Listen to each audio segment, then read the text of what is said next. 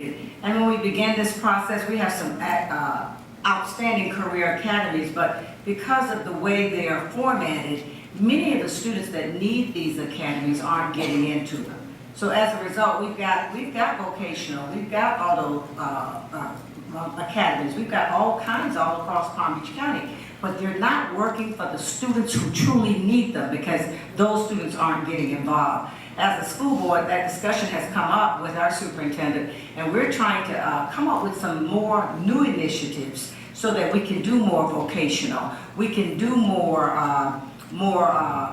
in-house academies at schools for those students who really truly need the help. The way it's outlined now, the children that truly need to get those skills for career, and as well as college ready too, they're getting wiped out because of discipline, GPA, and all those other kinds of things. You almost need to start at the middle school, and that's why we're trying to get some academies at the middle school before they get to high school, because they're really screened out by the time high school, because everybody's trying to get them from getting to the academies from all around the county. So if we begin to put new programs in place, and we are beginning to do that with the school district of Palm Beach County, we have to start earlier, especially at the middle school, and we recognize the areas that you're talking about, and we're working on that as we speak. How do we capture those kids that we've lost because of their GPA and discipline action?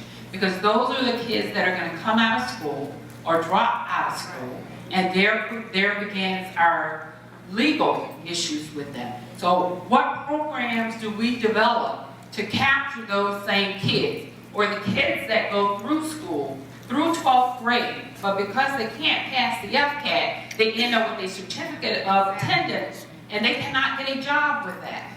What programs do we develop to capture those lost students? And that's a work in progress. We recognize that. And as a result, we are having discussions now on alternative kinds of programs to get right into the school where they are, that don't include having to bus them many, many miles away, and looking at smaller level programs from within the school to structure it for the need of the students. I don't know if my counterpart wants to add to that, but that's a problem. And as a school board and a school district, we're trying to wrap our arms around it because we know that we're losing a lot of children.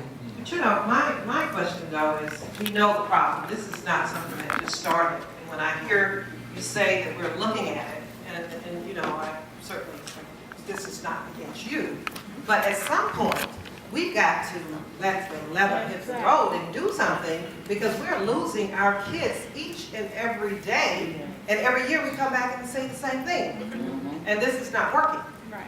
But we're making some headway, because we, at one while, you had a lot of children applying for many of the academies from all across the district. We're making more progress in keeping in school-based academies so that we can work with the children right there at the school. And there's more intense counseling going on with the schools to help some of the children that are sitting right at that school where that career academy or that vocational program is going on, to get to those kids. Many times you had children knocking out other kids from around the county from their home school, and the home school administrators and teachers knew that we needed to have more for the students that are sitting there. It's something that we're really wrapping our arms around and trying to work on some more solutions for those children, because we recognize they're missing the boat. Let me just add very quickly, it has to be a collaborative effort. You cannot put it on the school alone. The economic community, law enforcement, judiciary, everybody has to be involved, especially when you're putting together a vocational school. Who the heck knows? Do you need more chefs today, or do you need more plumbers? Do you need more electricians? Do you need more roofers? I don't know. But that conversation has to happen. We in the judiciary have had a conversation with the school board, and we've learned a hell of a lot about them, and they've learned a heck of a lot about us. And that's the way you communicate. Because now you know who does what you can do, how it can be done. Children are performing. We need to do this with education, and have spent no time or little time as far as our economic outlook is concerned, when we're so desperately in need of jobs. I wanted to go back to Mr. Hill, and I'm going to try to make this short. what is your definition of economic development? I have to comment. You know, what I want to say is what, so you take all the problems in the community and you start to prioritize them. Economic development is coming up with a plan to get at those issues, because every time somebody talks about a problem, the second thing they say is we don't have the funds to do what we'd like to do. So we need to start thinking about how things roll from our kids throughout our community and how economics impacts all those things. That's because your definition is applicable. But let me say this. We talk about what the philosophy of circulation of a dollar in our community. Can you tell me this? If our community has $600 billion a year, and it's coming from out here, where do they have to spend it? Do they have any place in the community to spend that money? You're not going to have an increase in velocity until you get the merchants and the people of ownership and people in business to what that they can trade dollars with, right? So you're going to have a 1-point velocity of money. Anytime all is coming from this community and it all is going back out to this community. That's the only place they have to buy groceries, that they rent, do anything with it.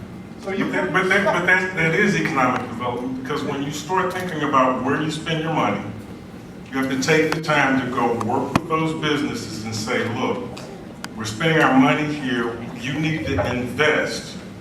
And that takes time. So you're right, the dollars go out, but if you never have a plan to address the issue, you never hold people accountable, you don't get at the issue. I think we are beginning in Palm Beach County to address that economic development issue. I know that we have worked in the past in the county and definitely recruiting businesses to the county and ensuring that they hire the folks that live here in the county. We are working with the education community and Workforce Alliance to ensure that we're training our people so that when we bring these businesses in, we've got a willing, educated pool ready to work. And so we're all going to have to continue to work toward that effort. I think we had one other question here. Thank you. My name is Angela Gray. I'm the Deputy Vice Mayor of the City of Delray Beach. And I'm just 50 churches, there's one on every corner. But I cannot seem to be able to get them to come to meetings or get involved in any of the community activities. They are, every Sunday they have the largest group, the largest audience. And so I want to ask the questions to the ministers and the pastors that are up there. How do we engage the community and how do we engage the pastors to get more involved in our community so that we can help the whole community? If you want to make an impact on the ministers that are in that community, you need to have one-to-one, face-to-face contact with them. That then will establish a relationship with them, and they'll be more prone to want to come out to the activities that you're interested in them being involved in. You can't be, you can't just show up in their churches one time a year and they never see you again. You have to build relationship. That would be my answer to that. I apologize. I am Dr. Debra Robinson, Vice Chair of the Palm Beach County School Board. I've been on the school board for 12 years. I've got bruises, scars, calluses, the whole nine, for fighting these fights. Now, and what I want you to know is that we are now shifting our focus where it belongs in terms of doing things right from the get-go, if you will. The question really is, why are the kids dropping out, pushing out? Why are they not being successful? So part of the issue is we need to train our teachers and support our teachers for what we happily call differentiated instruction in terms of teaching to the individual child as opposed to teaching to yourself, so to speak. But the other thing that I am very proud of is the fact that we have now shifted to the positive behavioral intervention support, which is part of the whole restorative justice philosophy that the neighborhood accountability boards are part of. and to focus on the child's behavior and correct it as opposed to just punish it. Because a lot of the children that you see that end up in trouble, the push-outs, the dropouts, are children who basically kept getting sent out of the teacher's classroom and got discouraged and lost hope and didn't learn. You're not going to learn if you're not in class. Okay, so we are trying to do what we're supposed to do better for the child. But while I have the mic, I'm going to say this. We are also doing, and I need your support on this. We're going to start at Roosevelt Full Service Center, the Roosevelt Leadership Academy for Young Men. Single gender school is going to start in August. With 6th grade, we're going to add a year each year. This is going to be a STEAM program, science, technology, engineering, arts, and math. And it will have an Afrocentric delivery. The teachers will get specific staff development. And furthermore, walking into it, we understand the part of our job is to raise the parents. And that's what I hope we wrap our minds around. Because we have to raise parents. I have 3 boys. I didn't know what I was doing. I used to call people and say, what do I do? Fortunately, I created a network of support. All parents don't have that. So we have to raise the parents as a community. We got to get back to that. And the other thing I want to tell you while I have the mic is about Occupy the Community, which is a collective effort to come together to try to focus on our community. It's like for us, by us, so to speak, but not to exclude anybody. But we realize that we are drowning and we have to give the life preserver to ourselves, so to speak. We will be meeting, we meet the 4th Saturday of each month. I know you're trying to get the mic. 4th Saturday of each month, 12 o'clock at the Urban League. January's meeting, we're going to talk to elected officials about recommendations for how people who have had felonies can get employed, because there's a whole long list of jobs, Mr. Gentleman from Economic Council, of people who people cannot get licensed in this state, and we would welcome your partnering with us on this. People cannot get licensed in this state for jobs because they had a felony in their youth, right? No, one more thing. And then in February, February, I've got a friend of mine, Dr. Marianne Jones, who's a psychologist coming from Oakland, California, from the West Side Community Mental Health Center, which is the only Black-run community mental health center in this nation, to talk about community mental health. So I encourage you to join us. Bring your voice to our table, because we've got to work together. Thank you. We have time for probably about 2.